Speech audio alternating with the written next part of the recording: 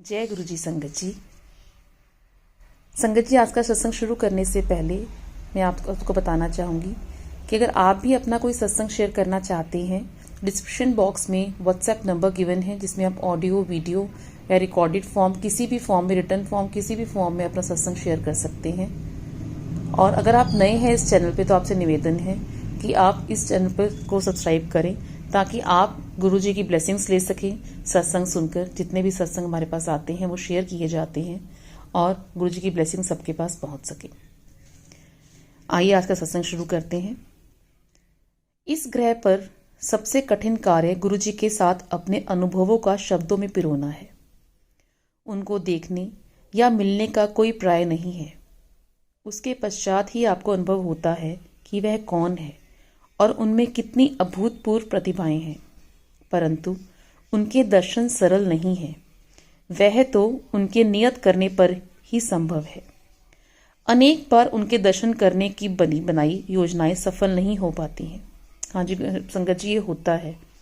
मैं अगर अपनी बात करती हूँ तो गुरुजी ने मुझे पिछली जनवरी में अपने बड़े मंदिर बुलाया था और प्रोग्राम कितने बनते बनते रह चुके हैं, उसके बाद मैं नहीं जा पाई। इसके विपरीत यदि वह चाहें तो वे आपको कहीं से भी बुला लेते हैं। जैसे कि हम सत्संग पे चले जाते हैं, हमें वो कहीं से भी बुला लेते हैं। प्रोग्राम ना होने पर, योजना ना होने पर भी आप चले जाते हैं। ऐसा भी होता है और काफ़ी संगत के साथ ऐसा होता होगा। मुझे दोनों ही अनुभव हुए हैं। गुरु जी का भक्त बनने के कुछ दिन उपरांत ही मैंने अपनी अनुभूतियों का उल्लेख अपने उन मित्रों से किया जिनके साथ मैं प्रतिदिन 18 से 20 घंटे बिताया करता था। उन सबको ये सुनकर बहुत अचंभा हुआ और उन्होंने गुरुजी से मिलने की आकांक्षा व्यक्त करी। उनकी इच्छा के अनुरूप और मेरी उनको गुरुजी के दर्शन कराने की चाहत किसी न किसी कारणवश 6 माह तक टलती रही। वह दर्शन करने में असमर्थ रहे। अंततः जब यह संभव हुआ तो अपने जीवन के हर पृष्ठ पर गुरुजी की दया पाकर वे अति कृतार्थ हुए। गुरुजी ही अपने पास बुलाते हैं। इसे एक दिन गुरुजी की परोक्ष में कर दिखाया। मैं बाहर जहां पर वाहन खड़े किए जाते थे अपने एक मित्र की प्रतीक्षा कर रहा था। एक कार वहीं पर आकर धीमी हुई और ये सोचकर कि मेरा मित्र इसी कार में है, मैंने उसे एक खाली स्थान का मार्ग दिखाया। तब मैंने देखा कि उसमें मेरा मित्र ना होकर एक नव दंपत्ति यात्रा कर रहे थे। उन्होंने शालीनता से प्रश्न किया कि क्या यही नशा रेस्टोरेंट के लिए कारें खड़ी करने का स्थान है। मैंने क्षमा याचना करते हुए उन्हें बताया कि वह स्थान तो इसी मार्ग पर कुछ और दूरी पर है। यह स्थान संगत की कारें खड़ी करने के लिए है और मैं वास्तव में अपने एक मित्र की प्रतीक्षा कर रहा था। इस संवाद के पश्चात वह दोनों अपने मार्ग पर आगे चले गए। थोड़ी देर में ही वह दोनों वापस आए और उन्होंने जानना चाहा कि क्या वह गुरुजी के दर्शन कर सकते हैं। मैं भुचक्का रह गया। ये नव दंपत्ति अपनी सुनियोजित संध्या एक आमोद प्रमोद के स्थान पर ना बिताकर एक गुरु के मंदिर में व्यतीत करना चाहते हैं, जिनके बारे में अभी कुछ मिनट पहले ही सुना था। उन्होंने गुरुजी के दर्शन का लाभ उठाया और बहुत संतुष्ट होकर गए।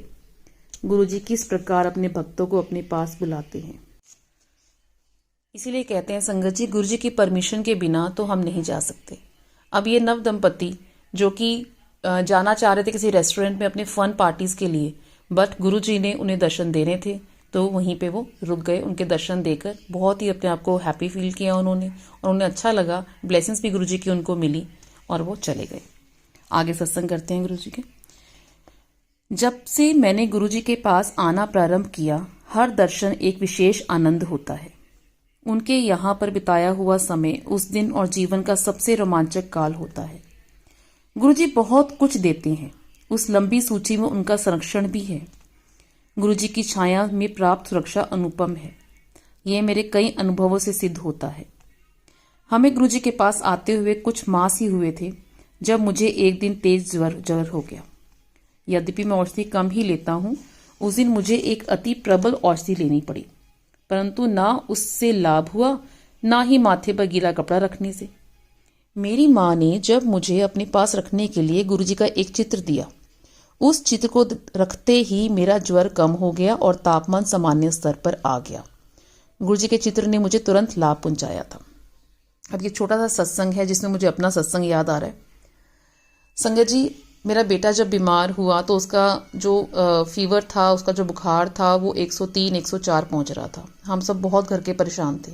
लेकिन मेरा बेटा जो कि अब 9 साल का है, उसको इतना ज़्यादा गुरुजी पे विश्वास है, उन पे आस्था है कि उसने उनका जो स्वरूप था वो पिल्लों के नीचे रखा। और जैसे उसका फीवर उतरा तो वो कहता, देखा गुरुजी ने मेरा बुखार उतार दिया। तो ये जो आस्था है ये आपको आगे लेके जाती है, और औषधियां तक काम अगर नहीं करती तो गुरुजी वहां पर अपना चमत्कार दिखाते हैं। आगे सुनते हैं। एक बार महाविद्यालय में मुझे अचानक ही तीव्र पेट दर्द आरंभ हो गया। उसके साथ ही मुझे उल्टी भी हुई और जीभ मितलाता भी आरंभ हो गया। जब तक मेरे मित्र मुझे लेकर घर पहुंचे, मेरे पिता गुरुजी के यहाँ जा चुके थे। मेरे 2 मित्रों ने मेरे पिता के वापस आने तक रुकने का निर्णय लिया, पर मेरी लगातार बिगड़ती स्थिति देखकर उन्होंने मेरे पिता को फोन किया। चूंकि 1 घंटे तक उनकी प्रतीक्षा करना उपयुक्त नहीं लगा, वह मुझे पास के एक चिकित्सालय में ले गए। मेरा परीक्षण करने के बाद चिकित्सक ने मुझे 2 इंजेक्शन और कुछ औषधियां देकर घर जाकर विश्राम करने को कहा, किंतु उसमें कोई लाभ नहीं हुआ। उधर मेरे पिता ने गुरुजी को मेरी स्थिति से अवगत किया और शीघ्र जाने की आज्ञा ली। गुरुजी ने उन्हें 1 ग्लास जल में नींबू का रस डालकर मुझे पिलाने को कहा। मैंने वैसा ही किया। मेरे माता पिता के घर पहुंचने तक मैं ठीक हो चुका था। कुछ वर्ष के उपरांत मुझे पुनः ज्वर ने घेर लिया। जब 2 दिन तक शाम को तापमान 104 डिग्री के चढ़ने लगा, मुझे चिकित्सक को दिखाना आवश्यक हो गया। एक चिकित्सक ने मुझे औषधियां दी। उनसे लाभ न होने पर कुछ परीक्षण भी करवाए, पर उनका परिणाम भी अनिर्णित रहा। एक अन्य चिकित्सक ने औषधियों में परिवर्तन किया, पर उसमें भी कोई सुधार नहीं हुआ। अंततः 1 सप्ताह बाद मेरे पिता ने गुरुजी को बताया तो उन्होंने कुछ अभिमंत्रित हरी मिर्चें दी। उनका सेवन करते ही कुछ घंटों में ज्वर जो औषधियों से नहीं उतर रहा था मिट गया। गुरुजी की दया के अतिरिक्त और किसी से यह संभव नहीं था। संगत जी, हमारे एक संगत जी हैं जो कि गुरुजी के बारे में जानते नहीं हैं, तो उनको बुखार हुआ जो कि 10 से 11 दिन तक उनको रहा। 11th डे हमने उन्हें एक गुरुजी का स्वरूप हमारे घर से गया उनके घर पे, तो उन्हें कहा गया कि आपने इनका जल प्रसाद पीना है और उनका स्वरूप अपने पास रखना है और कुछ नहीं करना आपने, जो कि जानते ही नहीं है गुरुजी के बारे में कुछ भी, लेकिन तब भी उन्होंने उस चीज़ को एक्सेप्ट कर लिया और उस स्वरूप को पास रखकर और जल प्रसाद लेकर 12वें दिन उनकी रिपोर्ट्स नॉर्मल थी। उनको कोई भी बुखार का नामो निशान नहीं था और वो बिल्कुल स्वस्थ थे। ये देखिए, ये भी गुरुजी की कृपा है।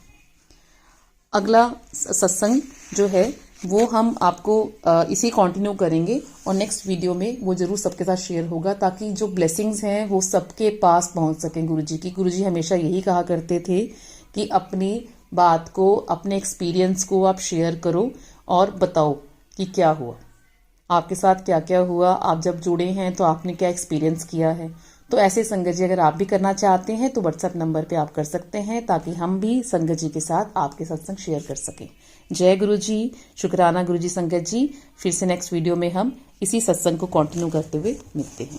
जय गुरु जी, जय गुरु जी।